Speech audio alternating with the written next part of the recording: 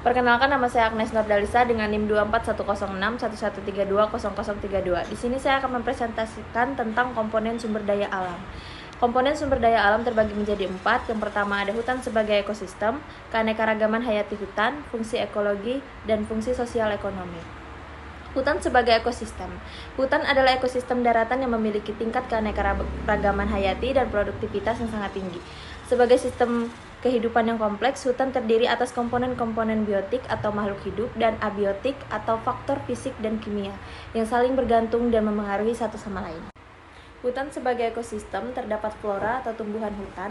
Hutan menjadi rumah bagi jutaan spesies tumbuhan, mulai dari pohon-pohon besar, contohnya meranti, jati, ulin, semak, paku, pakuan, sampai lumut dan anggrek. Keberadaan tumbuhan sebagai produsen utama sangat penting dalam rantai makanan dan sebagai penyedia oksigen.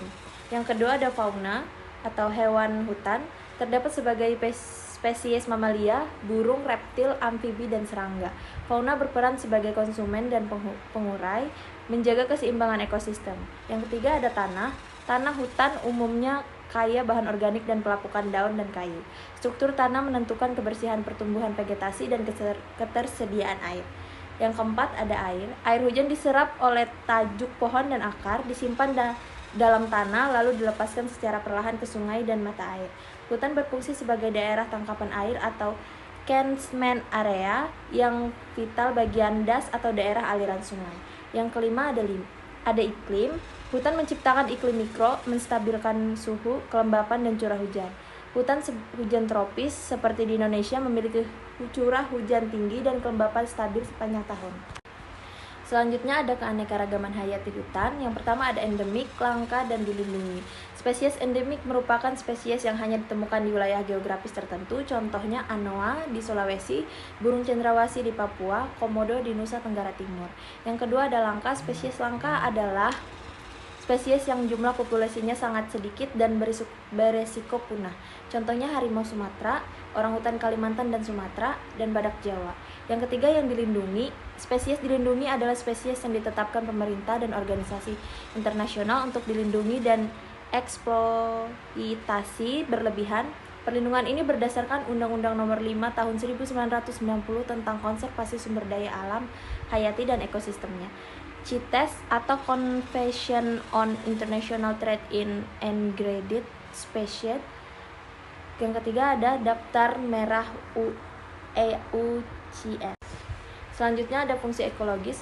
Hutan memiliki peran vital dalam menjaga kestabilan lingkungan hidup di bumi. Fungsi ekologis ini sangat penting bagi kelangsungan hidup manusia dan makhluk hidup lainnya. Yang pertama ada pengatur tata air. Tajuk pohon mengurangi dampak air hujan langsung ke tanah atau interspesi. Akar menyerap dan menyimpan air, mencegah banjir saat musim hujan dan kekeringan saat musim kemarau. Mencegah sedimentasi dan erosi tanah. Penyebab karbon atau karbon sink. Proses fotosintesis menyerap karbon dioksida CO2, gas rumah kaca utama. Hutan menyimpan karbon dalam biomasa pohon tanah sehingga membantu mengurangi efek pemanasan global. Penyangga keanekaragaman hayati. Hutan adalah habitat alami berbagai spesies, menjaga kelestarian rantai makanan dan keseimbangan ekosistem. Yang terakhir ada fungsi sosial ekonomi.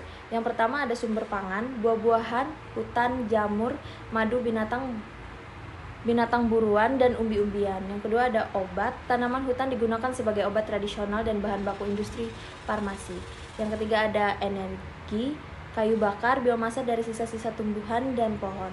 Yang keempat ada pendapatan masyarakat, ekowisata, kerajinan tangan, serta hasil pertanian hutan. Hasil hutan bukan kayu, rotan, damar, gaharu. Kesimpulan dari materi di atas yaitu hutan adalah ekosistem penting yang mendukung kehidupan melalui fungsi ekologis dan sosial ekonominya.